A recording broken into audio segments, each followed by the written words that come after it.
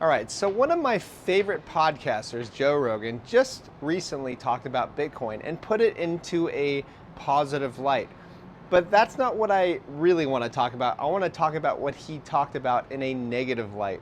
But first, please like and subscribe and check us down below for our CT Club where you get our trade alerts, market updates, portfolio, everything. All right, and I want to talk about this. So first he talked about Bitcoin being a viable currency. Then he started to compare it, Bitcoin, to the early stages of the internet, essentially.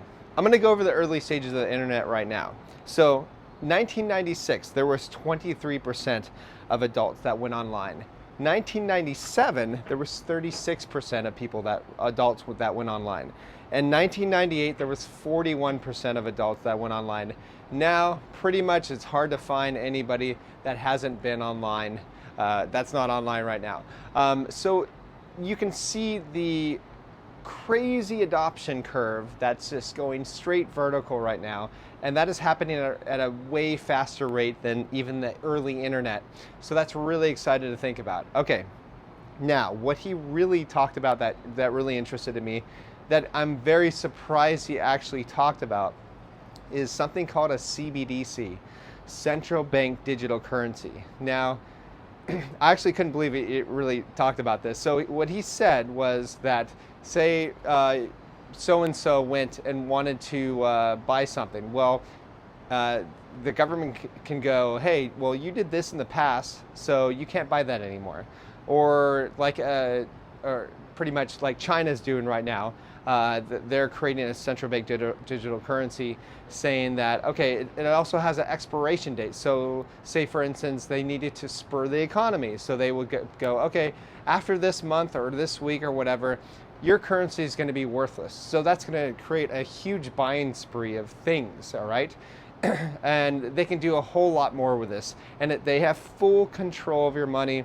You have zero control. Essentially, the great thing about Bitcoin is you can hold your private keys. With central bank digital currencies, you have crazy people holding your keys, and you don't want these people to hold your keys, all right?